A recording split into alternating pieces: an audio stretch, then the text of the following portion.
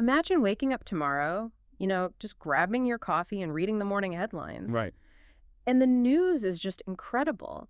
Your country's national income has skyrocketed by nearly 400% over the last few Which decades. sounds like an absolute economic miracle. Exactly. You'd look at that top line number and probably think, wow, we made it. Things are going to get so much easier from here on out. You definitely expect your day-to-day life to reflect that wealth. But then, you walk out your front door, you go to the local market, and you realize that despite all this massive new national wealth, your ability to actually buy a week's worth of groceries has just plummeted. Yeah, your money doesn't go anywhere near as far as it used to. Right. And you look around, and the local school still has 50 kids crammed into a single classroom. If they even have a classroom. Seriously. The air you're breathing is heavily polluted, the power grid is completely unreliable, and it just makes no sense. So welcome to another deep dive. Today, we are bringing you into the heart of, well, basically the ultimate economic paradox. It's a fascinating one, too. It really is. We are looking at this massive multidimensional data set that tracks Guinea's socioeconomic and human development all the way from 1990 to 2023. And we're going to try to unpack the mechanisms behind this mystery. Yeah. The core mission for today is figuring out how a nation experiences this massive economic growth on paper, but, struggles so profoundly to translate that wealth into actual human capital. Or widespread prosperity for the actual citizens. Exactly. How does that happen to you, the citizen? It's just wild. It really is one of the most vital questions in modern developmental economics. I mean, it's something economists study constantly. Oh, I bet. And to explore it today, we're analyzing a really incredible, highly comprehensive database.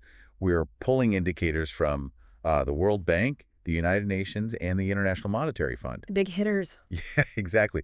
We're looking at everything from macroeconomic markers to public health, education, and even ecological data. But I think, what makes this specific deep dive so interesting is actually the format of the primary source material we're working from. Oh, the presentation deck. Yes. It's a presentation framework built around all this data, and it is strictly, unapologetically minimalist. It really is. I'm so glad we're bringing up the visual aesthetic of this deck right away because it sets the tone for the entire conversation we're about to have. It forces you to just focus on the numbers. Right. If you were sitting here with us looking at this presentation, you wouldn't see any of that flashy corporate PR spin. No vibrant 3D graphics. None of that. No colorful gradients, no stock photos of smiling workers in hard hats. Just pure, stark data. Exactly. It's pure white backgrounds, dark gray text, and these stark, uncompromising two-dimensional charts. I think the design notes literally emphasize a pure white background with left-aligned, dark gray headings to project this extreme academic authority. Yeah, we're talking spark lines, dumbbell charts, scatter plots. It completely strips away all the narrative noise. Which is incredibly effective, honestly. Oh, so? Because it forces a certain level of rigorous honesty. When you remove all that visual fluff, you're left staring directly at the raw mechanics of a country's development. You can't hide behind a pretty pie chart. Right. And what emerges from this incredibly minimalist data is a story of intense bottlenecks. Bottlenecks. That's a great way to put it. It's the classic tragic paradox of resource-rich developing nations. You generate this incredible momentum in one area, like, say, a massive surge in export revenues from mining. Okay, so a huge influx of cash. Exactly. But that progress immediately hits a wall of friction in another area. It could be runaway inflation, it could be a demographic explosion, or systemic governance failure. So the wealth is there, it's just stuck. Yeah, the wealth is physically generated within the nation's borders, but it cannot flow freely through the system to, nourish the roots of the broader economy. Okay, well, let's unpack this friction, starting right at the top of the macroeconomic ledger. Let's do it. Because the very first chart in this deck, it presents a double y-axis line graph that just perfectly illustrates this paradox. The one with the blue and gray tones. Yeah, that's the one. So on the left axis, we see the long-term trend for gross national income, or GNI, per capita. And that's basically measuring the average income per person. Right. And over the decades, from 1990 to 2023, this line just climbs dramatically. We see it jump from roughly $40 to over $1,900. Wait, 40 to 1,900? Yeah, it's a massive leap. If you are just glancing at that single trajectory, your instinct is to celebrate. You think, wow, they are getting rich. Well, in a strict nominal sense, the total pie of national income is expanding. Right. And it's really important to understand the engine behind that growth.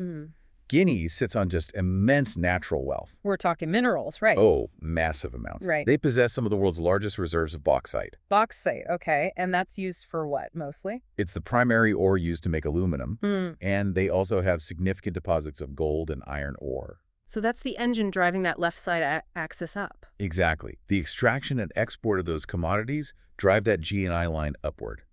But the presentation deliberately pairs that growth curve with a right-hand axis. And that right-hand axis tracks the GDP deflator, which is, well, it's basically a broad measure of inflation. It's a very comprehensive measure, yeah.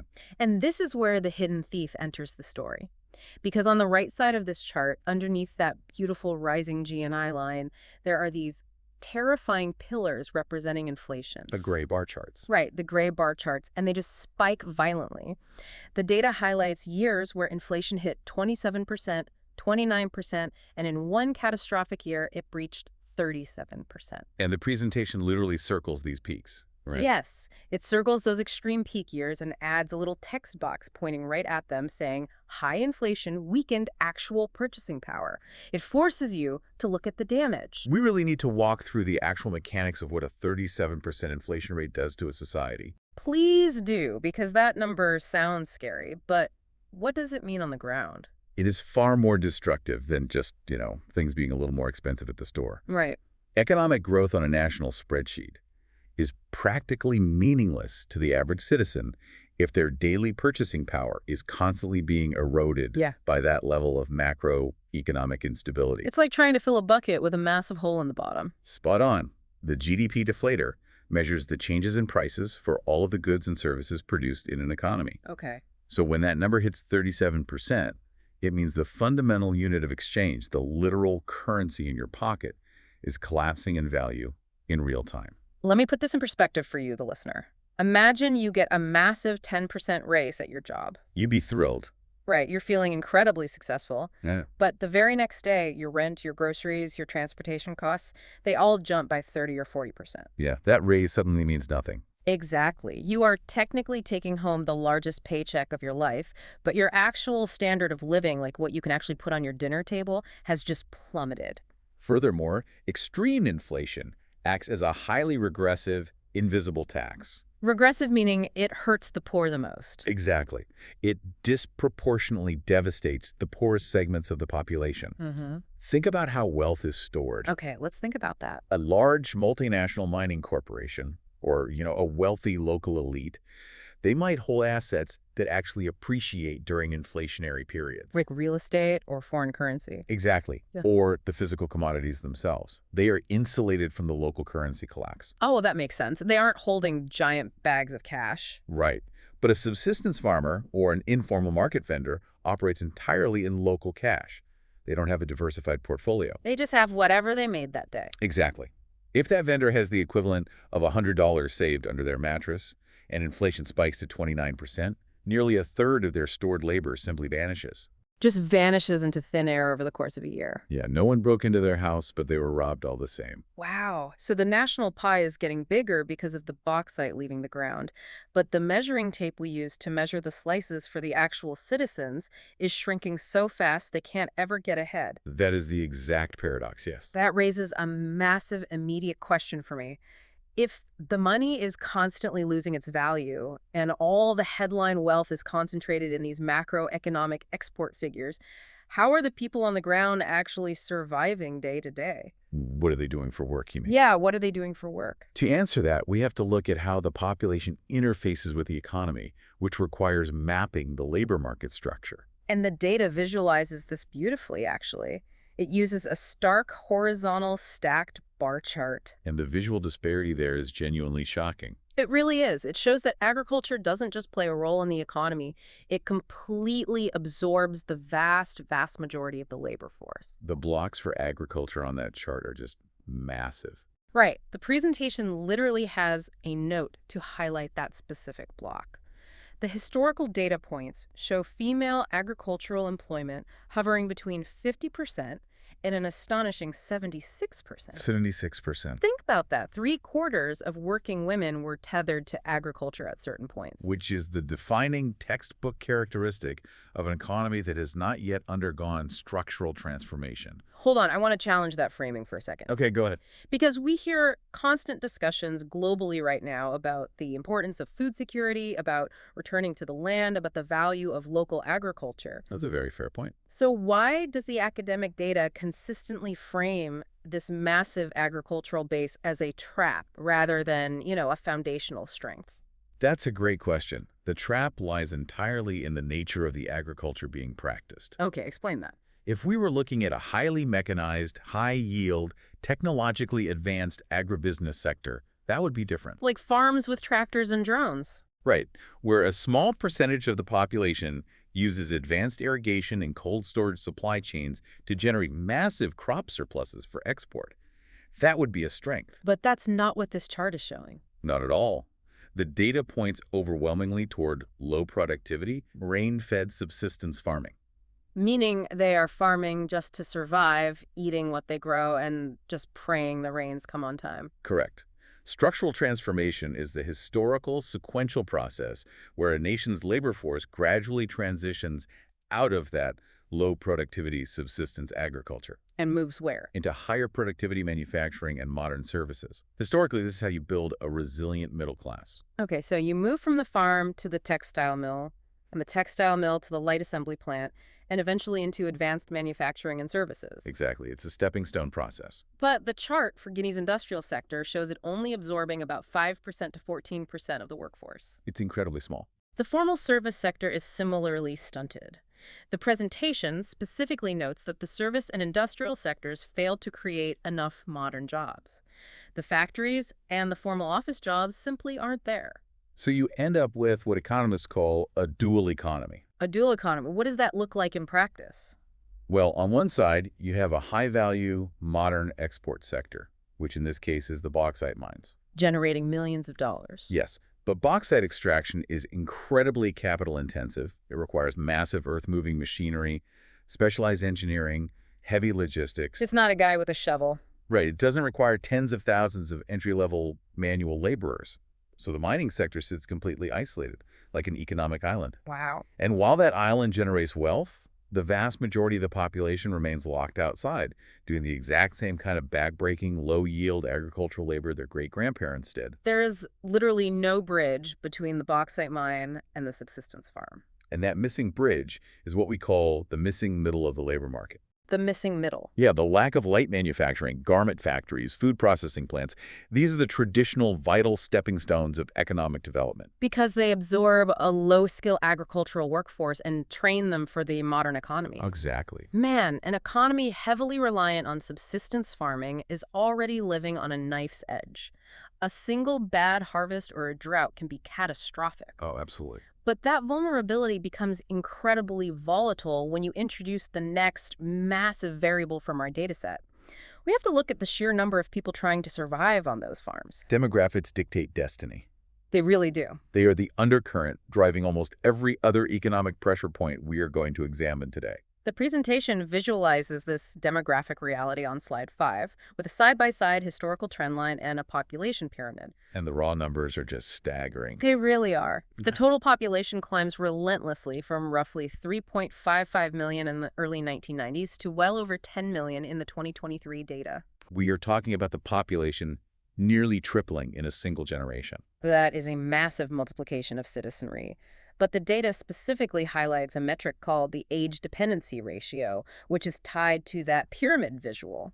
The designer specifically highlighted the bottom of the pyramid, the 0, 14, and 15-24 age brackets, to show how young the population is. Right. And the dependency ratio is arguably more important than the total population number, isn't it? Oh, without a doubt. Yeah. It compares the size of the non-working age groups, so typically children under 15 and adults over 64. Against the working age population. Right, which is defined as those between 15 and 64 years old. And the charts reveal that the working age population only makes up about 50 to 55% of the total population. Just barely over half. Think about what that means for you if you are a worker in this economy.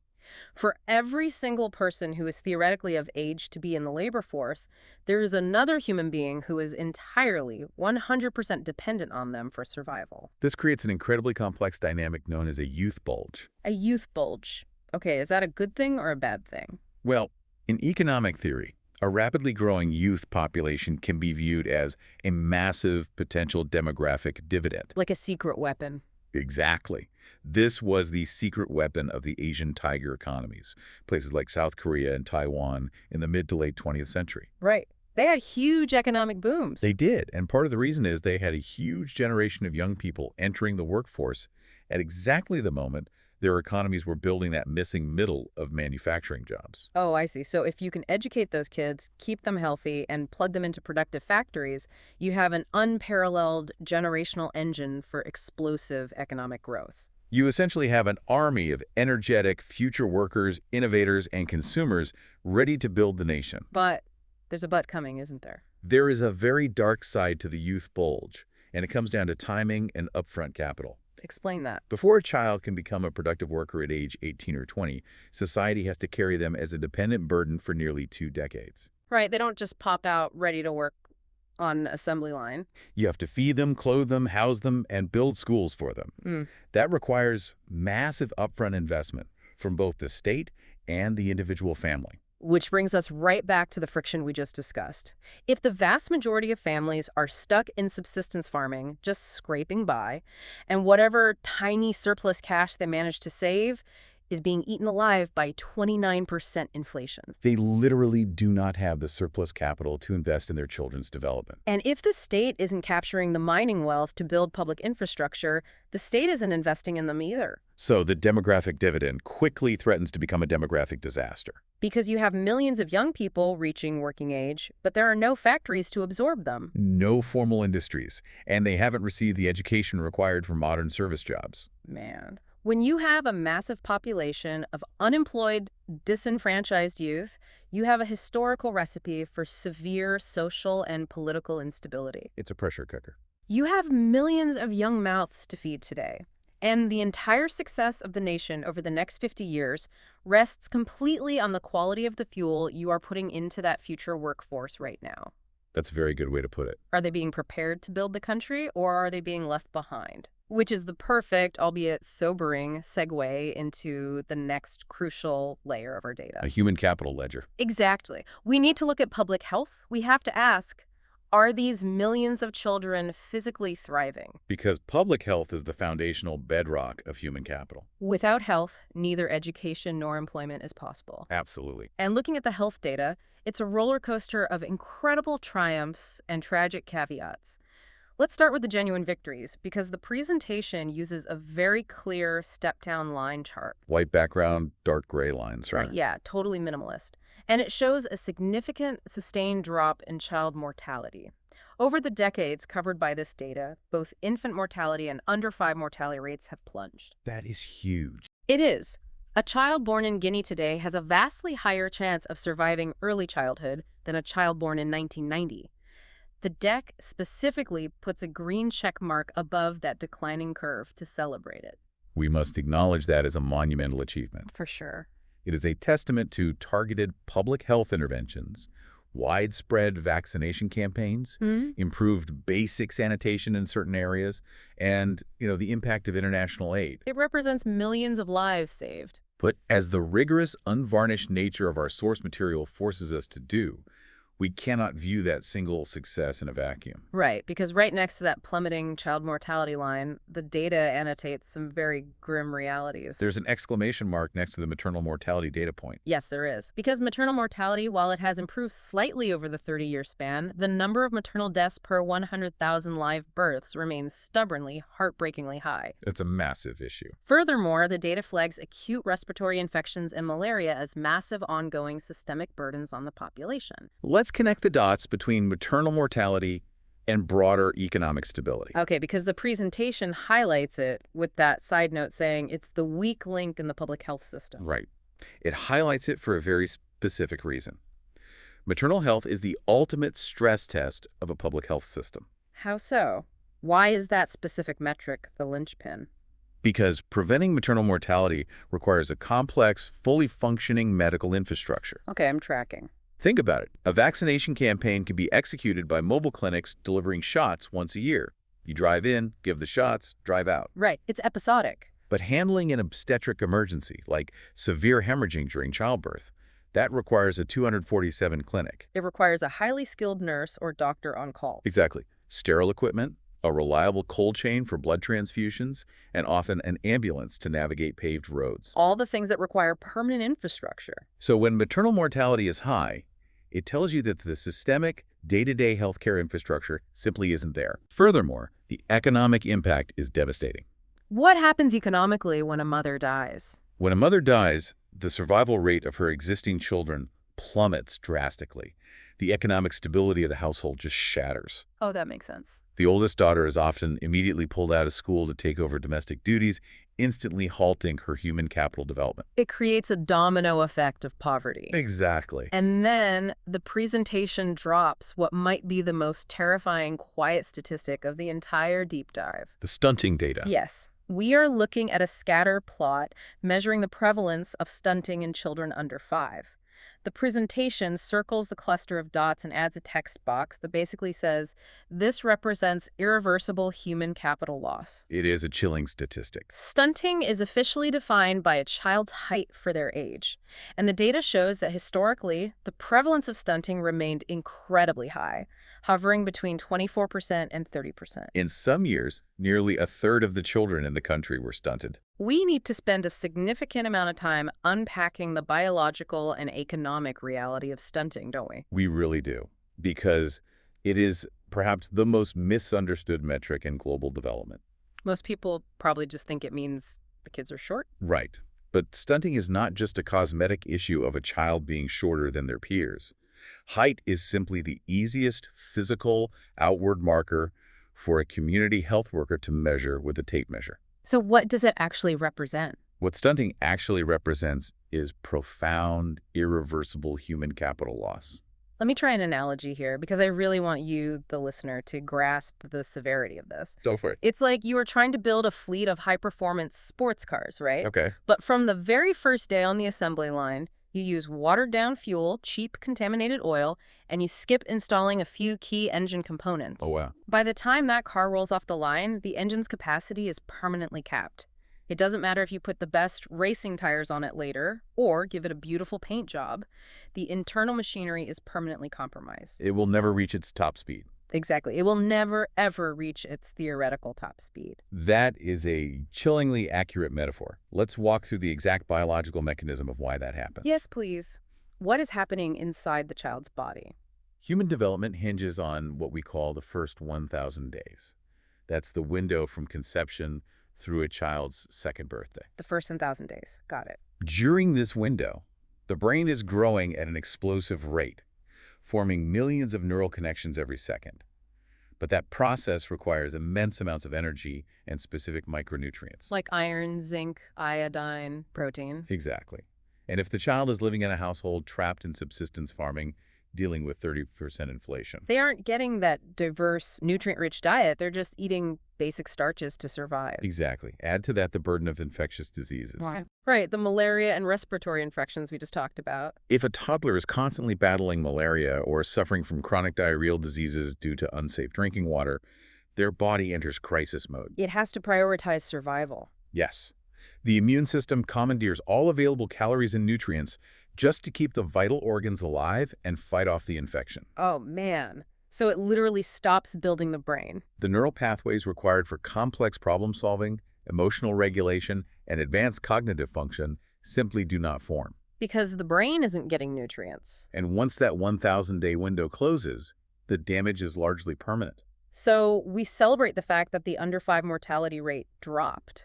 These children are surviving. But they are surviving with a permanent physical cognitive disadvantage. That is just heartbreaking. And the macroeconomic implications of this are staggering, aren't they? Incredibly so. When that child eventually enters school, they will struggle to focus. They will find it harder to learn to read. And statistically, they will complete far fewer years of schooling than a well-nourished child. As adults, their lifetime earning potential is severely curtailed. Which drags down the whole economy. Think about it. If 30% of your future workforce is cognitively stunted from early childhood malnutrition, you have fundamentally restricted your nation's future gross domestic product. Wow. You cannot build a modern, high-tech, service-oriented economy or even a highly efficient manufacturing sector if nearly a third of your workers were robbed of their cognitive potential before they even reached kindergarten. That reframes everything. You look at a simple little dot on a scatter plot indicating height, and you realize you are looking at a literal measurement of lost future national wealth. It is a tragedy on an individual level and an absolute disaster on a macroeconomic level. So let's follow the life cycle of these kids. We have this massive youth bulge. A significant portion of them are starting with this nutritional and cognitive disadvantage. Right. What happens when the state tries to educate them? This brings us to a massive bottleneck in the development process, the dilemma of educational quantity versus educational quality. And this is slide 8 and 9 in the deck. The presentation uses a massive composite area chart to illustrate the physical expansion of the primary education system over the last few decades. Right, tracking the total enrollment numbers. And again, if you just glance at the top line numbers, it looks like a massive policy win. Gross primary enrollment goes completely vertical. The total sheer number of students in the system goes through the roof. Consequently, the number of out-of-school children experiences a structural drop. The presentation explicitly notes that this is due to the horizontal spreading of educational infrastructure. The government clearly spent capital building schoolhouses, and the kids showed up. It represents a massive logistical achievement in horizontal expansion. Horizontal meaning just building more buildings, right? Yes, getting bodies into buildings across a country with challenging geography is not easy. But this is where we have to differentiate between warehousing and human capital transfer. Warehousing, that's a harsh word. But accurate. Education is not a passive process of just sitting in a room. And that is exactly where the data drops the hammer.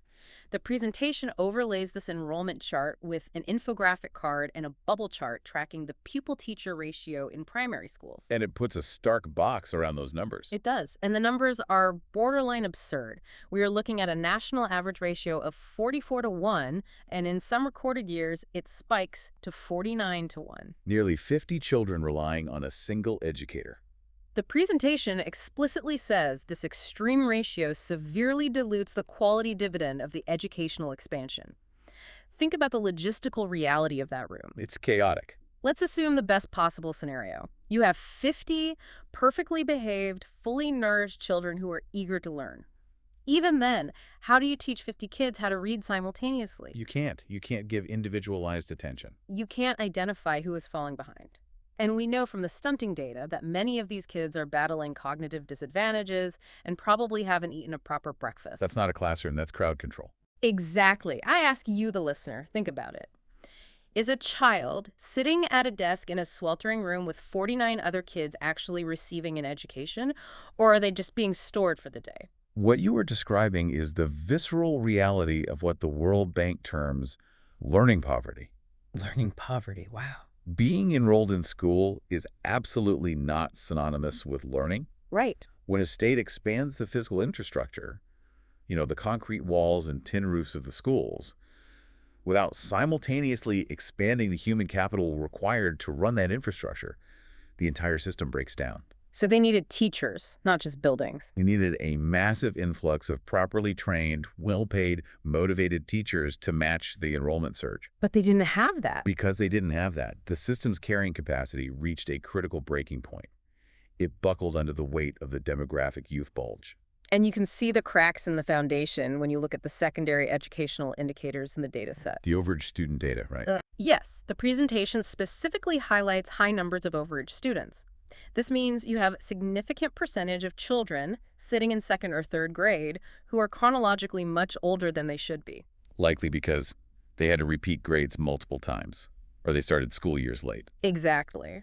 The data also points out wildly fluctuating persistence rates, which is a metric measuring how many kids who start the first grade actually manage to stay in the system and make it to the fifth grade. And why is the fifth grade so important? Because the fifth grade is generally considered the threshold for acquiring basic permanent literacy. Permanent literacy. Yeah. If you drop out in the third grade, within a few years, You will likely lose whatever rudimentary reading skills you picked up. You just forget how to read. You regress, yes. And this leads us to one of the most vital systemic divides in the entire data set. The data specifically highlights that the persistence rate for girls reaching that critical fifth grade milestone is highly vulnerable. They are dropping out before they acquire permanent literacy. It is impossible to analyze this economic profile without confronting the gender divide. If the ultimate goal of this economy is structural transformation, moving from subsistence farming to a modern industrial base, Right. gender inequality is one of the thickest, most impenetrable walls standing in the way. The minimalist design of the presentation really hits hard here on slide 10. It uses stark side-by-side bar charts to compare male and female metrics. No gradients, no visual tricks. None. No 3D effects, just a glaring, undeniable gap with a simple bracket connecting the tops of the bars labeled gender gap. And what does that gap show? First, it highlights significantly lower literacy rates for adolescent females, those aged 15 to 24, compared to their male peers. It shows consistently higher female out-of-school rates. Which ties back to the persistence data. Exactly. But the most staggering statistic is found in the labor market data. Women make up a vastly disproportionate share of what the economists classify as vulnerable employment. Vulnerable employment, meaning informal work. Yeah. We are talking about unpaid family workers on those subsistence farms, or highly precarious informal self-employment like selling small goods by the side of the road. Right, street vendors. In some specific data sets, women make up between 66% and 96% of those vulnerable employment categories. 96%. It's vital that we shift our perspective here. We often discuss gender inequality through a purely social justice or human rights lens, which is, absolutely valid and necessary. Of course. But the data demands we also look at it through a cold, hard, macroeconomic lens. Okay, let's put on the macro lens. Sidelining half of your total population is not just a social failing. It is an act of profound, catastrophic economic self-sabotage. Because you are basically telling half your team they aren't allowed to play the game while you're trying to win a global economic championship. It's even worse than that. You aren't just benching them. You're forcing half your team to play a completely different, overwhelmingly less productive game. Wow, okay. Let's connect this back to the missing middle of the labor market we discussed earlier, the light manufacturing. Right. Historically, when nations undergo rapid industrialization, think of the textile mills in early industrial revolution England, or the garment factories in 20th century Bangladesh or Vietnam. Young women have always been a massive foundational part of that early industrial workforce. Yes, they are the ones manning the assembly lines, generating the initial export surplus that the country then uses to build heavier industries. But if the young women in Guinea are locked out of the education system before the 5th grade, meaning they can't read an instruction manual or a safety warning on a factory floor. right. Or if deeply entrenched societal structures and lack of childcare keep them permanently tethered to unpaid domestic labor and subsistence farming, Then the nation literally does not have the available labor pool required to staff those new industries, even if a foreign investor wanted to build the factories. you can't build the factory because the workers are trapped on the farm. Furthermore, female economic disempowerment creates a vicious feedback loop that directly exacerbates the health and demographic crises we just looked at. How so? Decades of global data prove that when women are educated and have access to formal, paid employment, several things happen organically. Okay. Fertility rates naturally stabilize, easing that demographic youth bulge. Because they have options outside the home. Exactly. Maternal health drastically improves, and the nutritional and educational outcomes for their children skyrocket. Why is that? Because women consistently reinvest a significantly higher percentage of their income back into the families compared to men. So by keeping women locked in vulnerable, informal employment, the system guarantees the perpetuation of high population growth, childhood stunting, and immense human capital loss. It's a self-fulfilling prophecy of poverty. Okay, let's take a breath and synthesize where we are. We have explored the illusion of macroeconomic growth masking rampant inflation. We've seen the trap of subsistence farming and the lack of industrial jobs. We've analyzed the crushing pressure of a rapidly expanding youth population, The tragedy of childhood stunting. the breakdown of an overcrowded education system, and the economic sabotage of the gender gap. We've spent this entire time talking about the social and economic environment. But we haven't touched the ground yet. Exactly. What about the literal physical environment these citizens have to navigate every single day? The physical environment is the literal foundation upon which all of this economic activity takes place. Right. If that foundation is toxic, or if the physical infrastructure built upon it is crumbling, every single social and economic gain we've discussed is at risk. And the ecological data in this presentation is incredibly sobering. This is on slide 11. The deck uses a matrix of spark lines. Those are the tiny, intense, jagged little line graphs without axes. Yeah, exactly. They just show pure trend, and they track environmental degradation over time. Let's start with the most immediate necessity for human life, the air they breathe. It's a basic requirement. The data reveals a shocking, pervasive reality. The presentation literally puts a warning triangle next to this number. Nearly 100% of the population are exposed to PM 2.5 air pollution levels that vastly exceed World Health Organization guidelines. 100%. Nearly 100%. The national average exposure hovers dangerously between 40 and 46 micrograms per cubic meter. We need to put those numbers into stark context for the listener. Please do. What is the safe limit? The World Health Organization's updated annual guideline for safe PM 2.5 exposure is 5 micrograms per cubic meter. 5. And they are at 40 to 46. So the vast majority of the population in Guinea is consistently, daily, breathing air that is 8 to 9 times more polluted than what the global medical community considers safe. That is insane. What exactly is PM 2.5? PM 2.5 is particularly insidious. These are fine particulate matters, often from vehicle exhaust, industrial emissions, or burning biomass for cooking fuel. Like wood or charcoal indoors. Exactly. And they are so microscopic, they bypass the body's natural respiratory defenses.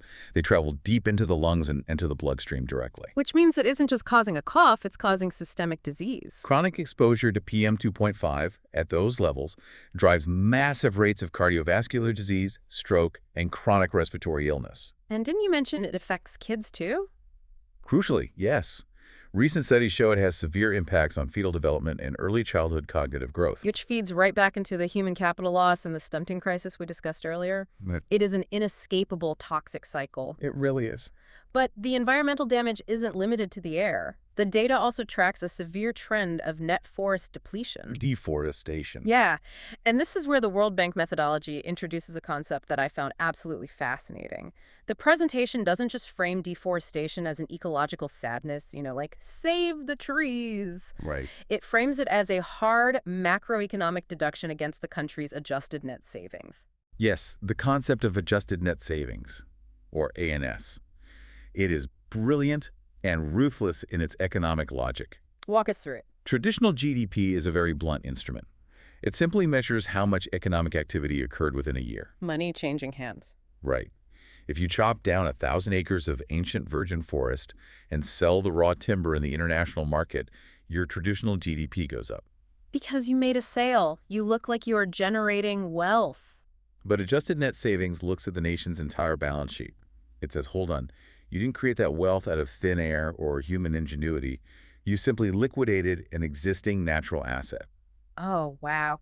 It's like you burned the antique furniture to heat the house for one winter and called yourself a highly successful energy producer. Exactly. That's a perfect way to look at it. ANS calculates the true economic value of the forest you destroyed. Not just the timber value. Right. Not just the timber, but the long-term ecosystem services. The soil retention that prevents agricultural collapse, the water cycle regulation, the carbon sink. And if the value of all that is higher than the timber sale, if the total long-term value of the destroyed natural capital is greater than the short-term revenue you generated from selling the wood, your true net savings as a nation is actually negative. you are literally robbing future generations of their foundational wealth to pad today's GDP statistics. The data clearly shows that unchecked ecological degradation acts as a massive anchor, dragging down Guinea's true, long-term economic progress. And while the natural environment is degrading broadly across the country, the physical, man-made infrastructure built on top of that environment is radically, deeply unequal. The urban-rural divide. Exactly. To visualize this, the presentation uses a dumbbell chart on slide 12. If you haven't seen one, imagine two dots connected by a horizontal line. It looks exactly like a dumbbell you'd lift at the gym. Right. It perfectly illustrates the gap between two different data points. And the gap here is between urban and rural access to the most basic human necessities: safely managed drinking water, reliable electricity, and basic sanitation. It is the dual structure of the labor market we discussed earlier, made physically manifest in concrete and wire. It is entirely a tale of two realities. The presentation explicitly notes that this dual structure is the biggest physical obstacle to inclusive growth. On one end of the dumbbell, you have the urban centers, primarily the capital city. Right. Now, it's not a utopian modern grid by any means, but there is a degree of connection. They have substantial access to electricity grids, treated municipal water, and sanitation services. Okay. But then you slide your eyes across that long connecting line to the other dot, the rural areas.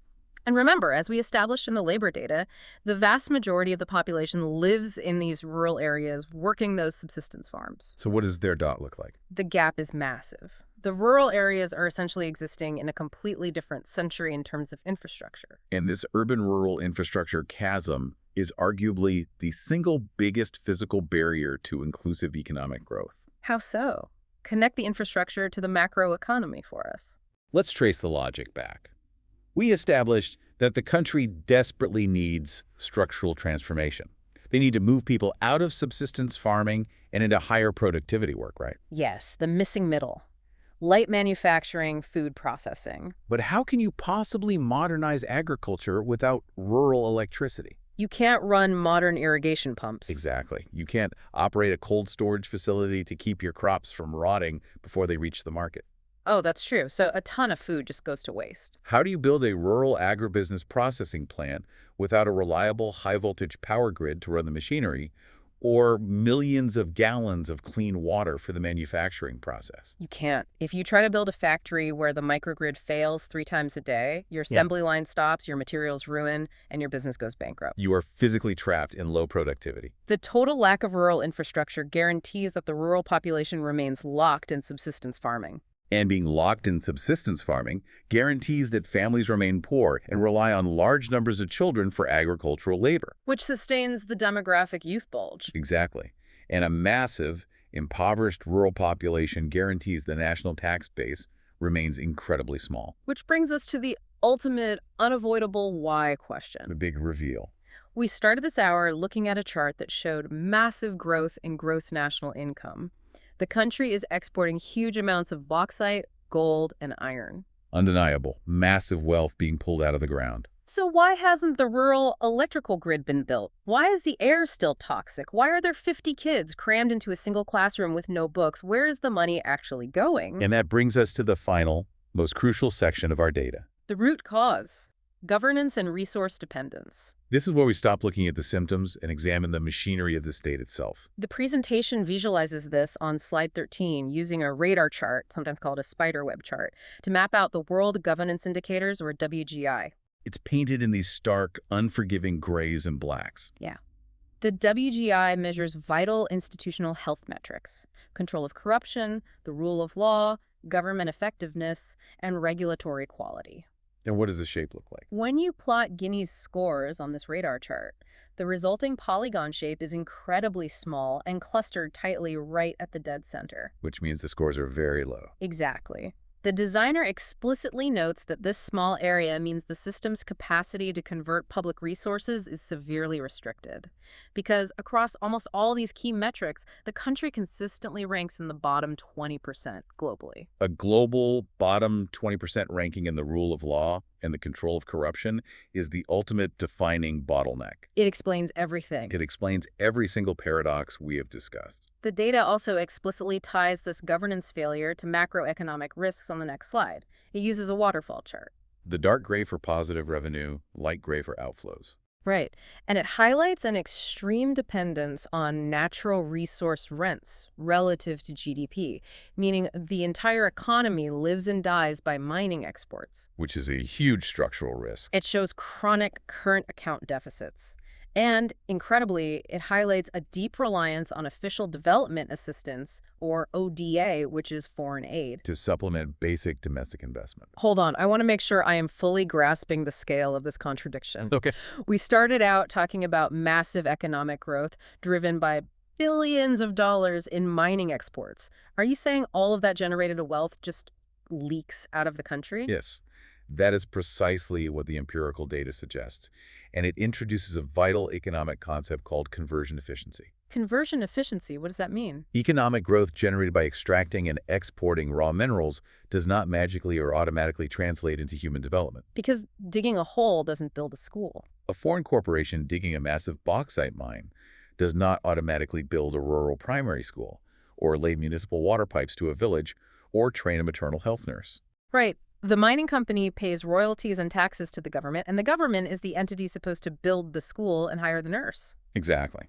The raw wealth must first be captured by the state apparatus through rigorous taxation, transparent royalties, and fair contracts. Okay, step one is capture. Then step two, that captured wealth must be efficiently, transparently, and equitably converted into public goods. But if your governance indicators for government effectiveness and control of corruption are sitting in the bottom 20% globally, Your state apparatus is not a highly efficient engine of conversion.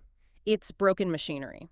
We often hear the analogy of a leaky bucket when talking about corruption, but looking at the scale of this data, a leaky bucket doesn't seem to cover it. No, it's bigger than that. It's more like the country has built a massive multi-lane toll road to transport all this incredible mineral wealth out to the ports. The heavy trucks are rolling day and night, the bauxite is flowing, and the tolls are technically being collected. Okay, I see where you're going with this. But instead of the toll revenue going to the national treasury to pave the roads, build the power grid, or fund the hospitals, the toll booth operators are simply pocketing the cash. Wow. So the trucks keep rolling, tearing up the asphalt. Eventually, the road crumbles, the surrounding villages get nothing but the toxic exhaust fumes, and the massive wealth completely bypasses the local economy. That is a much more accurate visualization of the mechanics of resource capture. It's just devastating. The wealth is undeniably generated within the nation's borders, but due to weak institutional capacity, a lack of transparency, and systemic corruption, that wealth fails to accumulate locally as either public infrastructure or human capital. So where does it go? It either flows right back out of the country into foreign bank accounts, or it is captured and hoarded by a very small, well-connected domestic elite. Meanwhile, the national government is left so underfunded that it is forced to rely on foreign aid, ODA, just to build a basic water treatment plant. Despite sitting on billions of dollars of raw mineral wealth. It is the absolute textbook definition, the ultimate tragedy of the resource curse. The paradox we started with is now fully explained. It all connects. The GNI line goes up exponentially because the minerals are physically leaving the ground, but the human capital lines stagnate, the inflation spikes, and the kids remain stunted because the institutions required to convert those minerals into education and health are fundamentally broken. And it is that core institutional weakness that allows the 37% inflation to run rampant without macroeconomic intervention. It's what prevents the state investment required to build out the rural electrical grid. And it is what leaves the vast majority of the population stuck in that structural trap of subsistence farming. Everything we have discussed today flows downhill from governance. Which brings us to the end of our journey through this data. We have waded through decades of statistics, looking at the stark, unvarnished reality presented in these minimalist charts. We've seen the depths of the bottlenecks. But the academic analysis in this source material doesn't just diagnose the disease, it actually points toward a cure. The final slide. Yes, slide 15. The final slide of the presentation lays out a very specific, chronological 3-step transformation. It uses pure text and a horizontal flowchart made of 2D geometric squares with a gray arrow running through them to show the strict order of operations. And the chronological nature of these steps is absolutely vital. The data shows that you cannot simply jump to step 3 without first completing step 1. Let's walk through it for the listeners. Step 1, solidify macro governance and the rule of law. You have to shut down the corrupt toll road. Right. You must build central bank independence to curb the rampant inflation that destroys the citizens' purchasing power. And you must build transparent institutions capable of capturing the resource wealth without it being siphoned off. Because the logic is brutal. Without step 1, any money you pour into the education or health systems simply disappears before it reaches the classroom or the clinic. Exactly. Then we have step 2, shift from quantity to quality in human capital. It is no longer enough to just build empty schoolhouses to juice the enrollment numbers. You have to invest heavily in teacher training and salaries to bring those 49-to-1 ratios down to manageable levels. And crucially, you have to invest massive resources into maternal health and early childhood nutrition to eradicate stunting. You have to ensure the kids sitting in those schools actually have the fully developed cognitive capacity to learn. As your analogy highlighted, you have to stop trying to build the sports car with watered-down fuel. You have to protect the first 1,000 days of life. Yes, beautifully said. And finally, step 3, promote structural transformation. But only once the governance is stable. Right, and only once the future workforce is healthy and educated, then you can successfully bridge that urban-rural infrastructure gap. You use the captured mining wealth to bring reliable power and clean water to the rural interior. You aggressively dismantle the barriers preventing women from entering the formal workforce. Then you use that infrastructure and that newly empowered labor pool to move the economy out of the subsistence farming trap and into the missing middle of light manufacturing and modern services. It is a monumental generational task, but the roadmap is clearly written in the data. And exploring this roadmap raises one final, profound thought to leave you with today. What's that? We have spent this entire deep dive looking internally at Guinea's specific struggles. But think about the broader global implications for a second. Okay, zooming out. If a massively resource-rich nation like Guinea successfully implements these 3 steps, if they fix their governance, retain their massive wealth internally, and successfully elevate their workforce from low-yield subsistence farming to highly productive, technologically advanced manufacturing. How does that shift the balance of power in global supply chains? Exactly. Global industries have historically relied on the cheap, relatively unregulated extraction of raw materials from countries exactly like this. That is a fascinating question for you, the listener, to mull over. It really is. If the global manufacturing centers can no longer just buy cheap raw bauxite because Guinea decides to process it internally, turning it into finished aluminum with their own highly paid, educated workforce, the economic ripples of that would fundamentally alter the global economy. It would be a massive power shift. Thank you for joining us on this deep dive into the numbers. It is a powerful reminder that behind every minimalist chart, every scatterplot, and every dry economic indicator, there is a complex, intensely human story of a nation trying to build its future. Keep questioning the data behind the headlines. We'll see you next time.